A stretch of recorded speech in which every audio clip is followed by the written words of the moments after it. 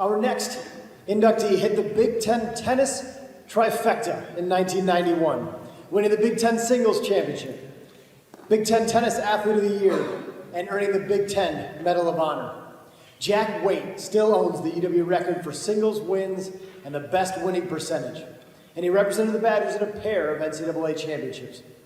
A longtime professional on the ATP Tour, Waite played in 35 Grand Slams, earning a top 50 doubles world ranking, in part by claiming wins over legends you may have heard of, like Roger Federer, Boris Becker, Patrick Rafter, Bob and Mike Bryan, and countless others. He's now paying it forward, working as a teaching professional in Connecticut. We've got a video tribute as well for Jack. Hello, Jack. Congratulations on your induction into our Hall of Fame. Such a great honor. I'm so happy for you. We're all so happy for you. It's been a long process, I know, but it's that process that set you apart. You were so good at so many things. Your work ethic, your drive and determination, your tenacity, your passion for the sport were the things that set you apart. Time flies. It really does. And I know you've created a sense of pride that will last forever. I want to take you back a little bit. Your freshman year, my senior year, of course. It was Jack always getting to the courts early. Jack always getting the extra stretching in, extra work done. If we're playing an opponent in warm-up, you were the guy who was always trying to find a way to get a little edge. And I remember a lot of high energy. I remember so many fist pumps going on. It was just a lot of fun. Great memories for me. I'm glad to be able to do this. I want you to remember when Coach Klingel gave us an opportunity to play doubles together, I jumped at the chance. It was an amazing time. We had such a good season, undefeated season, actually. NCAA doubles championships. Made a good run there. It was just a special time. So I want to leave you with this, one of my favorite quotes. First, we make our habits. Then our habits make us. All those habits and hard work you put in have made us a Hall of Famer. Congratulations. Go Badgers.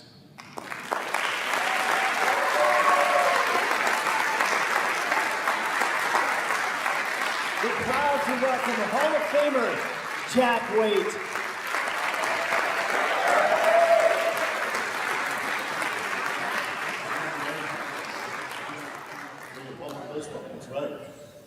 At least one more fist bump. That would, I mean, all the intros are good. That was pretty awesome. Different paths. Everybody has a different path. Some of them are a splash early. Others have multiple offers, scholarship offers. But your offer originally at Wisconsin was as a walk-on, correct? Was that a little bit of a jolt at first? Obviously, things really went well for you, but at first were you thinking, oh, come on, I'm scholarship material. Yes, it was a little bit. I can remember the dinner with Coach Klingelholtz and him saying, we really want to have you, and we'd like you to walk on and compete for the number 6 spot, which is the last spot in tennis. But I knew I was a late bloomer. If anybody's seen some of the pictures tonight, you can tell I'm a late bloomer. When I met my wife and she came home for one of the first time, my dad laid all the pictures out and saw the pictures from college and said, well, if I'd known you then, we would have been great friends.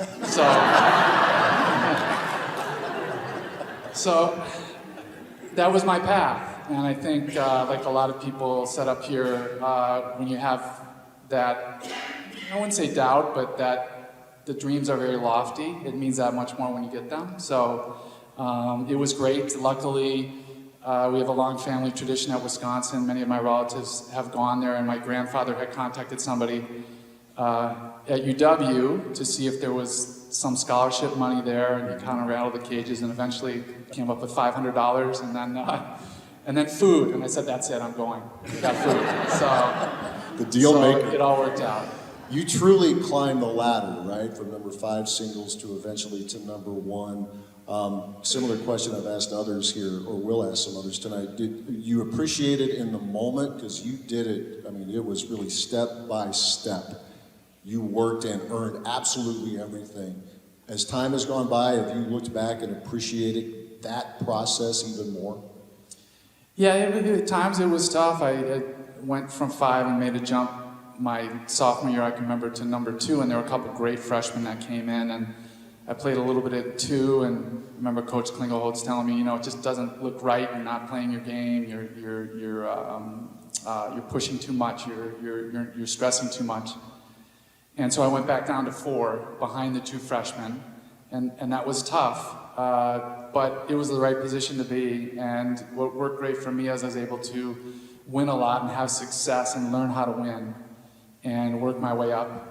And that was great, and I'm very thankful now for that decision. And you know, back then, luckily for me, I took it as motivation, and it worked out. And eventually to a championship level. You were the Male Athlete of the Year in '91, a Big Ten Medal of Honor recipient in '91. What does that mean to you? I mean, that's huge. Big Ten Medal of Honor. That's about as good as it gets.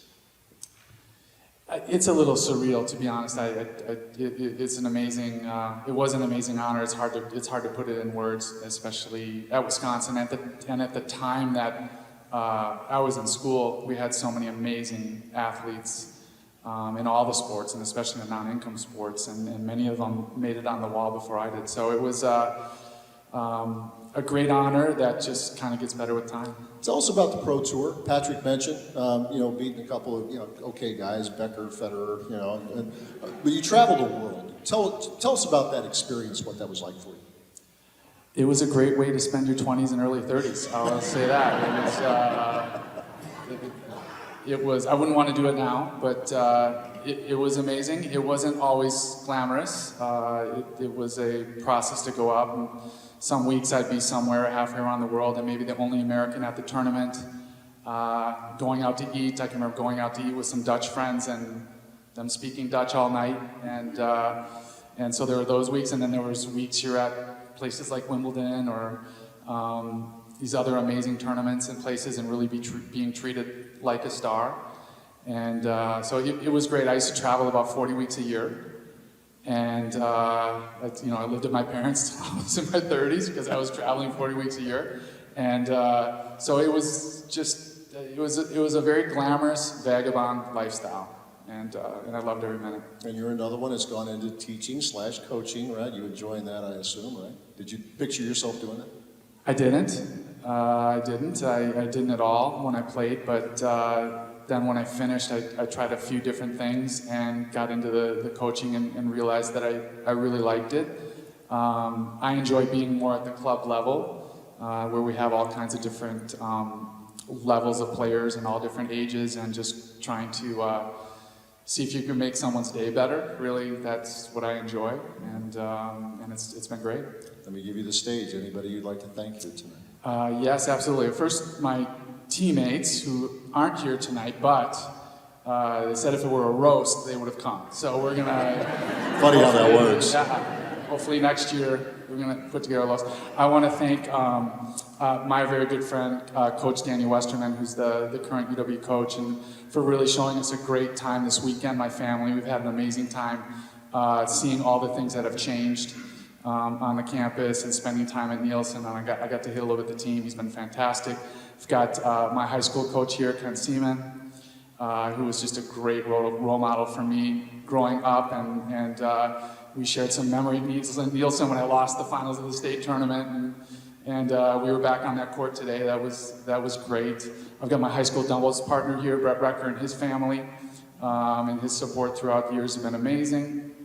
I have Denny Schachter, who's a former UW coach, who's just been a great supporter of mine all along. Obviously, Coach Klingelholtz, and all the 7 and 8 a.m. practices through the years that made the difference. My sisters are here, and I appreciate them for supporting the Golden Child and sacrificing all those years. Madeline and Emily, A lot of tennis tournaments. Tennis is tough because you have to travel, and a lot of our family vacations ended up being tennis, and their younger sisters they came along. And my nieces, Abby, Sophie, and Sarah, who are here. And then obviously my parents, who did everything. I remember my dad went to almost every match, home and away, when I was at Wisconsin. And one time we were at the Ball State Invitational.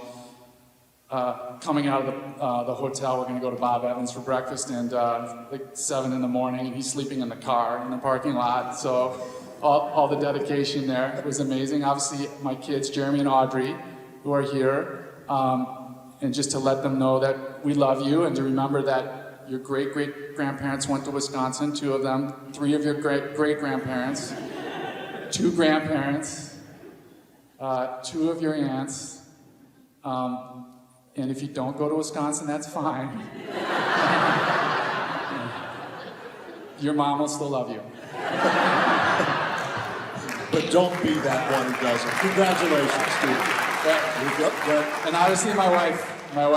That's right. You better do that. Absolutely. Take care. Thank you.